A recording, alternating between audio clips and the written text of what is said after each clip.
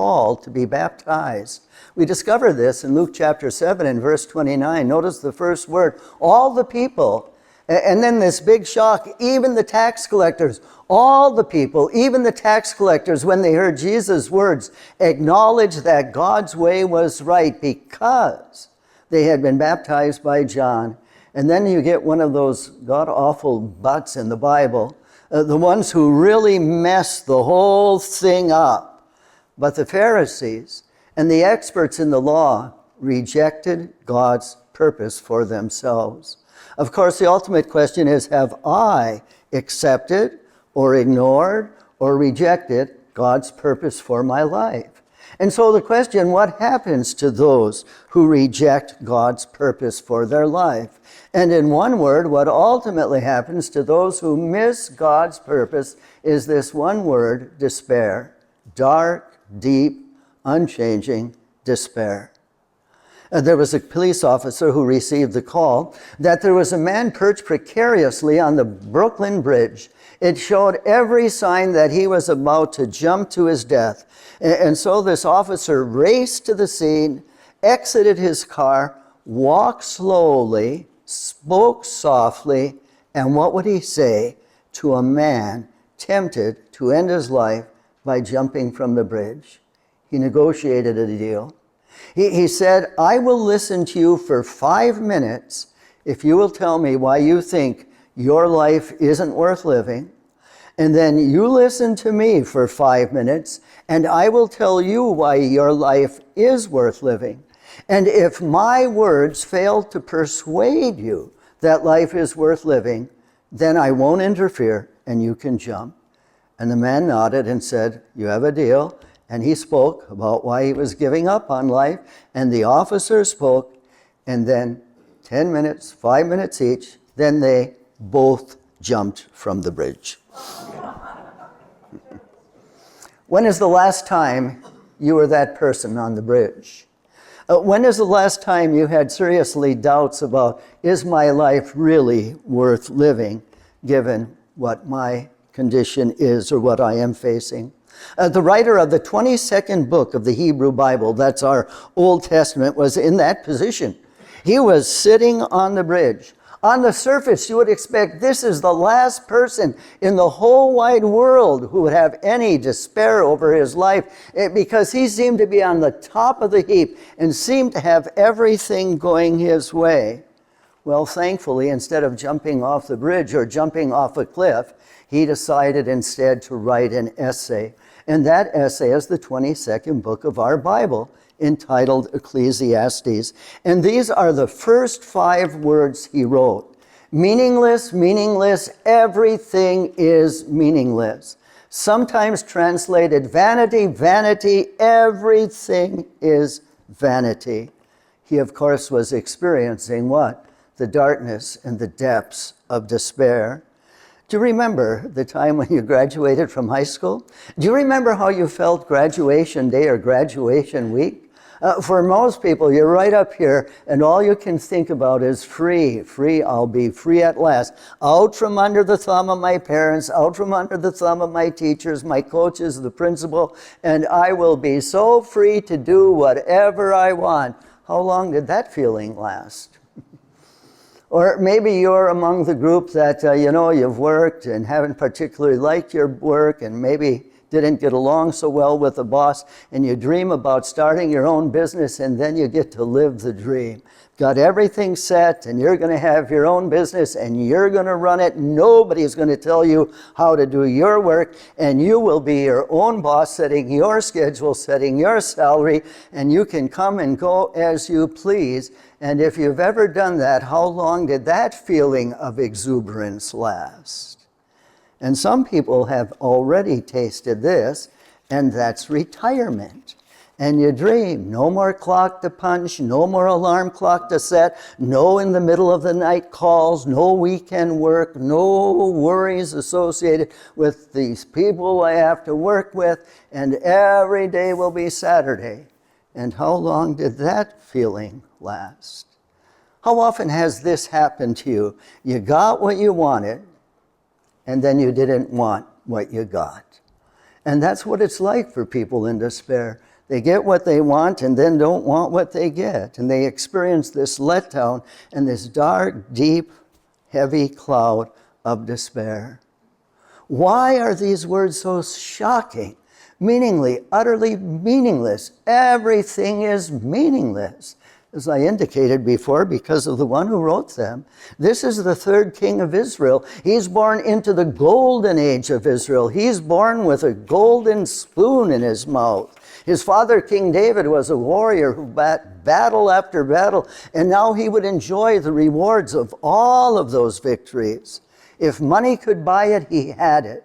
If he had an appetite for it, he indulged it. He had sexual relations with more women than he could name. He stopped at nothing to stop the cravings of his heart. No matter what the indulgence, no matter what the accomplishment, he still lived with this heavy cloud of despair over him. Listen to his own testimony. These are words taken from his essay, his experience, this man born with a golden spoon in his mouth. The reading begins in 1:17. Then I applied myself to the understanding of wisdom, but I learned that this too is a chasing after wind, a favorite of expression of his throughout the essay, chasing the wind, an expression for futility. Verse 18, for with much wisdom comes much sorrow, the more knowledge, the more grief. Come now, I will test you with pleasure to find out what is good. But that also proved to be meaningless. I tried cheering myself up with wine. I undertook great projects. I built houses for myself.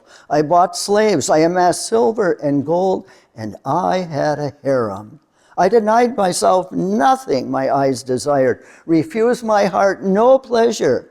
Notice this line in 2:17. So I hated my life. Been there? So I hated my life. All this stuff, and I hated my life. All of it is meaningless, a chasing after wind. All my days and my work is a pain and a grief. Even at night, my mind does not rest. This too is meaningless. Let's face it, Solomon won the lottery of life. He had things that you and I can only dream about, but where did it get him? He couldn't escape this heavy, dark cloud of despair. In our society today, whose testimony matches the testimony of Solomon? I think those who win the big prize, mega $1 million lottery prizes. And what is the story? You've heard them before. Of course, for the short term, it solves a lot of problems for them. For a short term, they live way up here, but it's not long, and what happens? They're way down there. And some of them, astonishing, end up almost flat broke. The testimony of those in our society, the sports superstars, and those who make it big in the movies and on Broadway, and the rich and the famous, but then you listen to their story, and so many of them just crash and burn. It's just shocking, isn't it? I remember last February at our pastor's conference, there was an NFL football player who spoke to us, and he played for the Philadelphia Eagles. I can't remember his name, but at the time he was the highest paid lineman in the National Football League. And he had a beautiful wife, and he had a luxurious home, and he came to what was for him the worst day of his life. Here it seems like he had everything most of us can only dream about, and he crashed. Fortunately, as a child, he would say in his words, I was brought up in the Bible Belt. And you know what that means? That meant if I didn't get up and go to Sunday school, Dad took off his belt and he made sure we were going where we needed to be. But because of that, he had reference to Christ, and he broke down, fell flat on his face, kitchen floor, and gave his life to Jesus. He was living under that black cloud of despair. There's a phrase that you read in this essay, and it comes up 30 times, under the sun, under the sun. And the point of this, there are two planes in life. There's the horizontal plane, and we all find ourselves living this physical life of ours, eat, sleep, work, do what you need to do. But there's more than a physical plane. There's also the opportunity for a vertical or a spiritual plane. Some people ignore it. Some people disregard it. Some people despise it and refuse it. But if a person only lives on this horizontal plane, ultimately they will experience this dark, heavy cloud of despair. For we are not born to live and live only on the horizontal plane. We're born for the vertical plane as well. And this is the most important thing. And if you miss the most important thing, you might just as well have nothing. It's stated so clearly in the book of Colossians chapter 1 and verse 15. This is what it says concerning Jesus. For in Jesus all things were created, things in heaven and on earth, visible and invisible, whether thrones or powers or rulers or authorities, all things have been created through Jesus. And notice the last two words, and for him. Quite often we live our life, and if you're stuck on a horizontal plane, you live your life as if your life is for you and you alone. You are what matters most to you, but living a life with that kind of approach always leads to despair.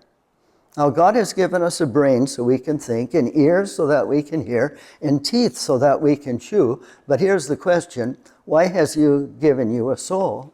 We know the function of our lungs, we know the function of our feet, but what is the function of the soul?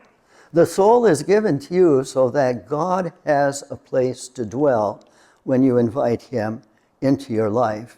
And for that, you were made. And if you fail to invite Him into your life, well, your soul is the command center of your life. It is the seat of your desires. It's where all of your aspirations begin to arise. And we are not to be in command of that. That is the place the Lord Himself is into our life. And that opens the door to this vertical life, this relationship with our Lord. Whatever happiness you find in the horizontal plane, it's shallow and it's short-lived. The joys that you find in the vertical plane are deep and lasting and enduring. Solomon drank as deeply as anybody from the pleasure cisterns of this world. But did it leave him with a sense of fullness or emptiness, with wholeness or brokenness, with brightness or a dark despair hanging over his head? Have you ever wondered why so many people who seem to have it made, I mean, they've got a good job and a good spouse and a beautiful home and a late model car. They seem so bright and easy to be with, and all their bills are paid. And yet, in spite of all of that, they can have such a hollow ring to their life. Is it because, I said, now Solomon is the one who was born with the golden spoon in his mouth. We are the generation that is born with the golden spoon in our mouth. Compared to our grandparents, great-grandparents, we have more opportunity for pleasure and comfort and convenience and indulging ourselves and going places and seeing things and communication and transportation and medicine and so many foods of all kinds, so plentiful available. We are the ones with the golden spoon. And we tend to get stuck on the horizontal plane, completely neglect the importance of the vertical plane, which matters the most. For those on the horizontal plane, their frame of reference is here and now. Their focus is on only what the eye can see. They fail to take into account eternal realities, the ultimate meaning of life, and they totally miss God's purpose for their life. They fail to realize that what matters most is not what's in your hands, not what's in your house, not what's in the storage shed, not what's in the bank. What matters most is what's in your soul, what's in your heart. There was a remarkable thing that happened. It was in the late 1990s now, a while back, and it happened in Fremont, California. But there was a girl by the name of Karen Chang, and she was the first person, maybe as far as I know, the only person who got a perfect score on the Scholastic Achievement Test. Up to then, the testers thought it would be impossible. Nobody could know so much that you could get a perfect score on this test, but she did. She immediately, of course, became a media star, and everybody who was anybody in media wanted to interview her. And they came to discover as the teenagers go, she was an ordinary teen. She liked to eat junk food by watching her favorite shows on TV, liked to spend hours and hours then on the telephone with her friends, and she even procrastinated a lot in doing her homework. Of course, they were interested in interviewing her teachers as well. Teachers had a little bit of a different view. They saw Karen as a girl who had an unquenchable thirst to learn more and more, and had an absolutely amazing capability to remember everything she read or said. Well, she was interviewed time and again, and they would ask her a broad range of questions, and the interviewers were always astounded at the breadth and depth of her answers to the questions. And then one asked her this question: what is the meaning of life? It was the first question to give her pause. The first question that her fumbling for words. And she said, well, honestly, I really don't know, but I sure would like to know. No disrespect meant now towards Karen, but it goes to show you can get all A's in school and still flunk life. If you miss the most important thing, you might just as well have nothing. And the most important thing is you are not created for you first. You are created first for your Maker, your Redeemer, and the one who will keep you. Yes, we are the ones with the golden spoon in our mouth, and often we fool ourselves about what matters most. Teacher said, we want all the students to bring a copy of your birth certificate in. The office would like them for the records. You'll get them back, take them home. And all the students except one brought their birth certificate in. And the one who failed to bring it in got a little confused and said, Teacher, I'm ever so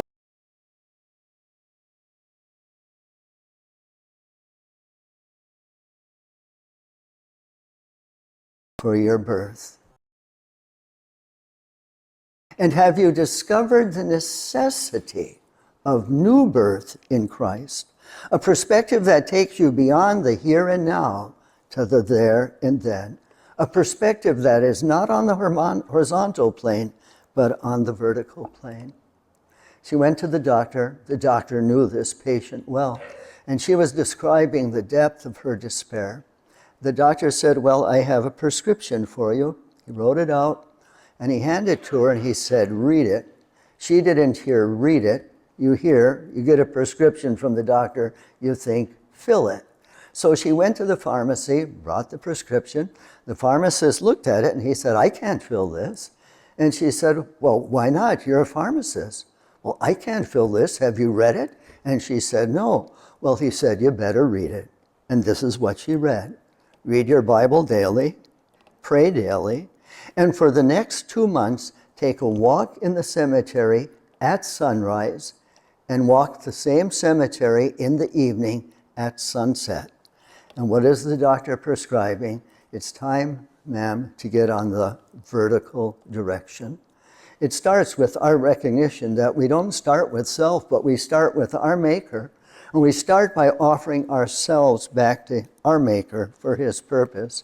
And he comes to dwell in that which is made not for self, but for him, into our soul, to bring us to that higher plane of life. Some of us are old enough to remember Glen Campbell, remember the guitar and the singer? And some of us remember the song Gentle on My Mind. And it's a story, it's a cowboy ballad, about a cowboy who didn't want to be tied down. He didn't want to be tied down by marriage. He didn't want to be tied down by kids. And he didn't want to be tied down by a job that wouldn't be gentle on his mind. What he sang about, William Heath Least Moon pursued. And he pursued it by driving the back roads of the United States, looking for something more. And he traveled to places like remote Oregon, dime-boxed Texas, Scratch Ankle, Alabama, nameless Tennessee, and why not Mississippi? But wherever he went, he couldn't find what he was looking for he was looking in the wrong place. He was looking under the sun. He was looking on the horizontal level, and what he needed was to look up and establish the vertical relationship with his Maker and his Redeemer. Remember Ziggy, the cartoonist? Ziggy said, I've been in, I've been out, I've been up, I've been down, I've been here, I've been there, but never once have I been where it's at. When it comes to the vertical dimension of life, Jesus is where it's at. Leads to lasting joy, enduring peace, that sense of purpose that is only found when we come to the truth of the reason for our existence. The songwriter gave this testimony, now on a higher plane I dwell, now with my soul I know it's well. It can be your testimony too. We'll sing the songwriter's testimony, but we can sing it as our own. Or if it's for the first time, you're reorientating yourself in this direction, you can begin to experience this wonderful testimony and song. And so for the last time, I'll ask you to stand, and we will sing a testimony that can be yours.